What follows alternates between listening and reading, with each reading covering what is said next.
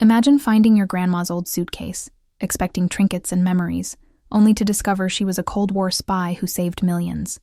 This isn't just a story. It's the hidden truth of my 103-year life. Stick with me until the end because what this woman did to save the world will leave you in shock. You won't believe how this story ends. You know, it's funny how life plays out.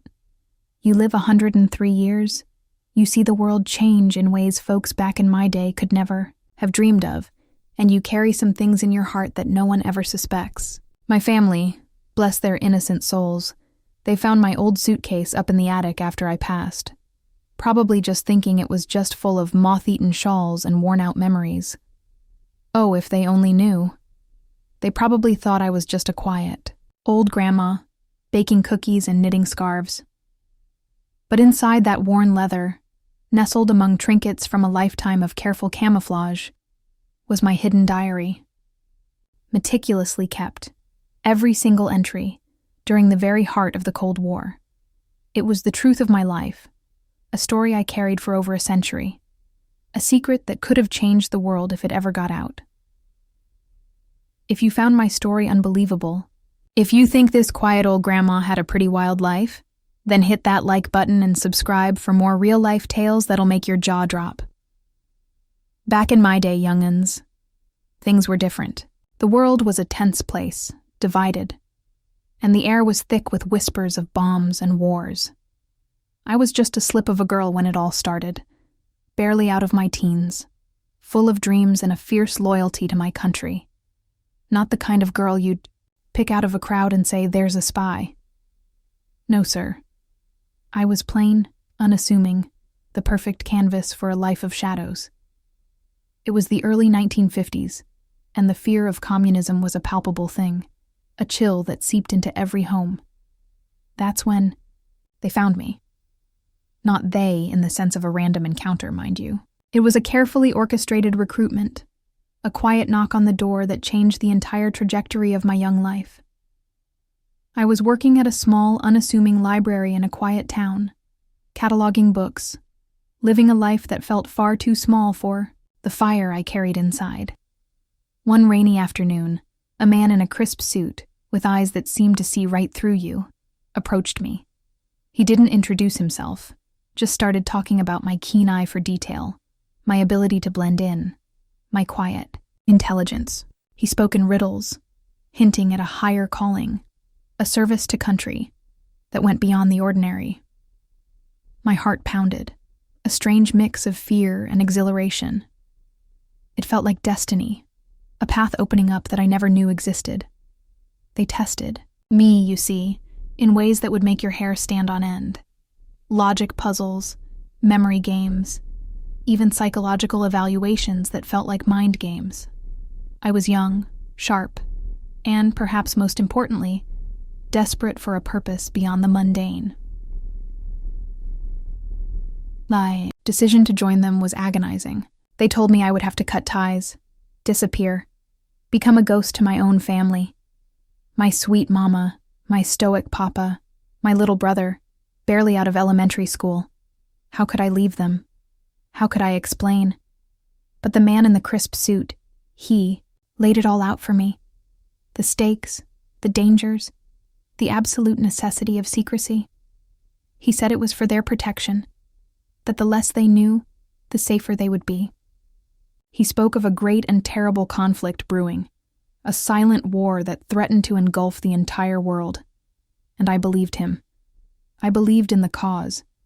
So, with a lump in my throat and tears streaming down my face, I wrote them a letter, vague and misleading, saying I was going off to work in a far-off city, chasing a dream. A lie, of course, but one I prayed would keep them safe. That was the last straw, the final thread cut between my old life and the terrifying new one that lay ahead. My training was brutal, relentless. They stripped away everything I thought I knew about myself and rebuilt me piece by piece. I learned hand-to-hand combat from a grizzled veteran who looked like he'd seen 1,000 wars. I studied codes and ciphers until my eyes burned.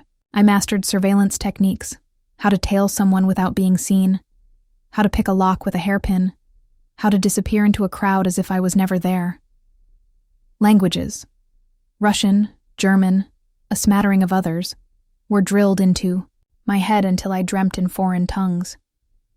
They taught me how to lie without flinching, how to build a cover identity so seamless it felt more real than my own. I became a master of disguise, a chameleon, changing my appearance and my demeanor with practiced ease. One day I was a demure librarian, the next a sassy cabaret singer, then a stern governess. Each persona a carefully constructed shell, designed to deflect suspicion. My first assignment took me deep behind the Iron Curtain, to East Berlin, a city bisected by a wall of fear and distrust. The air there hummed with tension, a palpable sense of unease. My mission was simple, yet terrifying. Gather intelligence, build a network of informants, and send vital information back to the Allied forces. Every shadow felt like a threat, every stranger a potential enemy. I learned to live on my nerves, to trust my gut, to listen to the whispers in the wind. The city was a maze of grim apartment blocks, barbed wire, and watchful eyes. The KGB, the Soviet secret police, they were everywhere, their presence a constant, chilling reminder of the peril I faced. I had to be smarter, faster, more invisible than them. I remember one night, I was meeting a contact in a dimly lit cafe, exchanging coded messages disguised as mundane conversations about the weather. Suddenly the door burst open, and two burly men in long coats walked in, their eyes scanning the room. My heart leaped into my throat. KGB. I knew, with a certainty that only comes from living on the edge, that they were looking for me. I had to think fast, faster than I ever had before. I excused myself, pretending to head for the ladies' room, but instead slipped out a back entrance I'd noticed on my way in. I ran, my heels clattering on the cobblestones, the cold night air biting at my cheeks. I could hear their footsteps behind me, closer, closer. I ducked into a narrow alleyway, scrambling over a stack of crates, and squeezed through a small gap in a fence, emerging onto another street just as they rounded the corner. They never saw me. I got away, by the skin of my teeth. But that was just the beginning. You won't believe what happened next, what I had to do to survive, to keep the information flowing, to stay ahead of the game. That close call in East Berlin was just a taste of the life I'd chosen, a chilling preview of the tightrope I'd walk for decades. Every day was a performance, every conversation a potential trap. I was a ghost, a shadow, a whisper in the wind, and the strain of maintaining that facade was immense. I spent years perfecting the art of being unremarkable, yet always aware, always observing. My diary became my only confidant, the only place where I could truly be myself, pouring out the fear, the loneliness, the quiet triumphs, and the heavy burden of the secrets I carried. In those pages, I was Agnes, the girl who missed her family.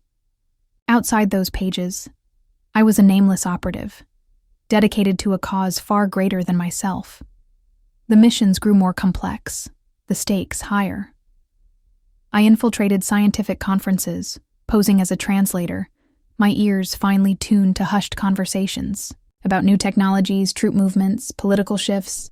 I copied blueprints, photographed documents, memorized faces and names, all while maintaining the guise of a polite, unassuming woman. I learned to read people, to spot a tell, a flicker of deceit in their eyes, a subtle shift in their posture. It was like living a constant chess game, every move calculated, every risk weighed against the potential gain. The KGB was always a lurking shadow, their methods ruthless, their reach seemingly limitless. I saw what they did to those who were caught, and it fueled my determination to never let them get their hands on me. One particular mission stands out, a vivid memory etched in my mind as if it happened yesterday. My assignment was to get close to a high-ranking Soviet official, General Viktor Orlov, suspected of being a mole, feeding information to the west. He was a notoriously difficult man to approach, surrounded by layers of security. I adopted the persona of a widowed seamstress, quiet and unassuming, who frequented the same small, out-of-the-way market he was known to visit. It took weeks, a slow, painstaking dance of subtle encounters. A dropped handkerchief, a spilled bag of apples, a polite exchange of apologies. Slowly, carefully, I built a rapport. He was a lonely man, I discovered, burdened by his position, and I played on that loneliness, offering a sympathetic ear, a brief respite from the harsh realities of his life. He started to confide in me, initially small grievances about the inefficiencies of the bureaucracy, then deeper, more troubling concerns about the direction the Soviet Union was taking. It was a dangerous game. One false step, one wrong word, and my cover would be blown. But I persisted, driven by the urgency of my mission. He never knew, not once, that the kind, gentle seamstress was meticulously extracting every scrap of information, every name, every date, every location that could be useful to the Allied forces. He spoke of secret facilities, of ambitious plans, of a growing tension within the Soviet leadership. He was a pawn in a larger game, and I was using him, a bitter pill to swallow, but a necessary one. One evening, after a particularly lengthy conversation over weak tea in a secluded cafe, he mentioned a meeting, a top-secret gathering of high-ranking officials to discuss Project Chimera. The name alone sent a shiver down my spine. He didn't know the full details, but he hinted at something massive, something with global implications, a plan that would change the balance of power forever. My handler, a stern but fair man named Mr. Thompson, had warned me about Chimera. It was a code name, a terrifying rumor, a whispered fear among the highest echelons of our intelligence. To finally have a lead, a concrete piece of information, felt like a lightning bolt. But that wasn't all. As Orlov spoke, almost as an afterthought, he let slip a detail about a special delivery, a personal message that he was to receive from a courier arriving from the east, something he needed to sign for. He described the courier, a nervous, young man with a distinctive limp, and the time and place of their rendezvous. My instincts screamed at me. This wasn't just a message. This was something critical, something he clearly wasn't meant to discuss. The urgency in his voice, the quick glance around the cafe before he spoke, it all confirmed my suspicions. This was my chance, my window to uncover the true nature of Project Chimera. I knew I had to intercept that courier, no matter the risk. This was the moment I had been training for, the culmination of years of living a lie. But how to do it without arousing suspicion, without putting Orlov in danger, or worse, exposing myself? The clock was ticking. The next few hours were a blur of meticulous planning. I had to move fast, faster than I ever had before. I had a feeling, a cold dread in my stomach, that this special delivery was the key, the missing piece of the puzzle that would reveal the true horror of Project Chimera. What I was about to uncover would shake the world, and me, to my very core. And you won't believe what that courier was carrying, or what I had to do to get my hands on it. The night of the courier's arrival was etched into my memory with the precision of a surgeon's knife. The air was thick with a biting cold, and a thin, icy mist clung to the cobblestones of East Berlin. Every shadow seemed to stretch and writhe, concealing unknown dangers. My heart hammered a frantic rhythm against my ribs, a drumbeat of pure adrenaline. This wasn't just another mission.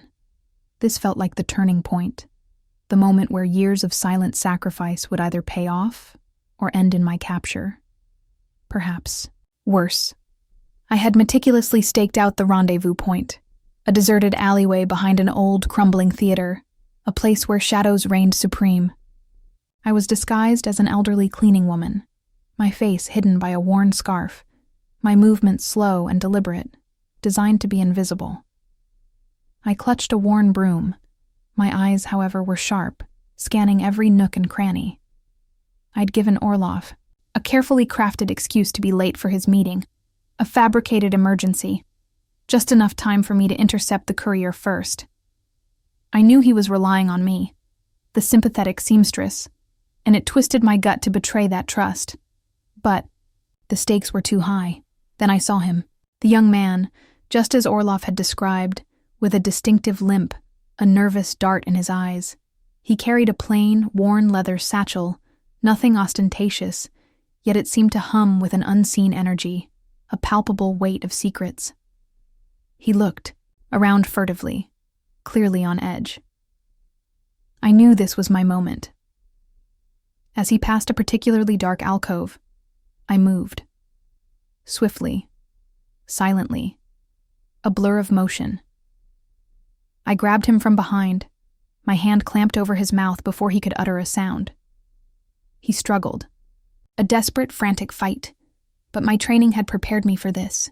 I used a technique I'd learned from my silent, grizzled instructor, a quick, precise move that rendered him unconscious in seconds, without leaving a mark. I laid him gently in the shadows, my heart pounding in my ears. For a brief moment, I almost felt sorry for him. But then I reminded myself of the millions of lives potentially at stake. My hands, though trembling, quickly unlatched the satchel. Inside, nestled amongst a few innocuous papers, was a heavy, sealed package. It wasn't a briefcase full of money, or a hidden compartment with gadgets. It was a single, thick, unassuming document. It felt cold to the touch, as if the secrets it contained were radiating an icy dread. My fingers fumbled with the wax seal, breaking it with a soft crackle. I pulled out the contents. It wasn't a letter or a set of schematics. It was a detailed, chilling report, meticulously outlining Project Chimera. As I read, huddled in the freezing darkness, my blood ran cold. My breath hitched in my throat. It was worse, far worse, than anything we had imagined. Project Chimera was not just a plan for a new weapon or a strategic advantage. It was a detailed plot for a preemptive nuclear strike. A surprise attack, designed to cripple the Western world, to launch missiles that would rain down destruction on major cities across the globe. Millions of lives, civilian lives, wiped out in a flash of unholy light. The document laid out the targets, the launch windows, the contingency plans. It was a meticulously crafted blueprint for global annihilation, masked behind a clinical, bureaucratic language that made it all the more terrifying. My mind raced, reeling from the sheer horror of what I was reading. This wasn't just intelligence. This was a ticking time bomb. The world, utterly oblivious, was on the brink of an unthinkable catastrophe. I had to get this information to my superiors immediately. But how? The city was crawling with KGB, every some. Communication line was monitored. I had to use a contingency plan, a last resort, a message drop in a location I'd only ever used in drills. It was risky, incredibly risky, but there was no other choice. I carefully replaced the document in the satchel, leaving everything as it was. And then, with a heavy heart, I set about making sure the courier would wake up disoriented, but unharmed, with no memory of what had truly transpired. My goal was not to make him suffer, but to prevent the world from suffering. I dissolved into the shadows, a specter in the night, racing against time, every beat of my heart a desperate plea for speed. The weight of that knowledge, the enormity of the threat, pressed down on me, threatening to crush me. But I couldn't falter. I wouldn't. This was what I was trained for. This was why I had sacrificed everything. I made it to the drop point, a forgotten statue in a derelict park, just as the first faint hint of dawn touched the sky. With shaking hands, I deposited the package in the hidden compartment beneath the statue's base. It was a relief, a release of a tension I hadn't realized I was holding. But the feeling was fleeting. I knew the real work had just begun. I had the information, but it was up to my handlers to act on it, to prevent the unspeakable. But that wasn't the end of my part in this terrifying game. The intelligence I provided sparked a frantic, covert counter-operation on the Allied side, a desperate race against time to prevent the strike. And my role in that counter-operation, what I had to do next, was something I'd carry the burden of for the rest of my long life. You won't believe the lengths I had to go to sabotage their plans, to alter the course of history without anyone ever knowing. The days that followed the Project Chimera discovery were a blur of heightened tension and whispered communications. My intelligence, that single, unassuming document from the courier's satchel, had indeed ignited a firestorm within Allied command. I received new orders, delivered through dead drops and coded messages, instructing me on my next, most perilous assignment: sabotage. Not open warfare, not a direct confrontation, but a subtle, surgical strike designed to throw the Soviet plan into disarray, to buy the world precious time. My target was a specific Soviet missile launch facility, deep within a desolate, snow-covered region. My cover this time was an engineer's assistant, a quiet, efficient woman with a knack for numbers.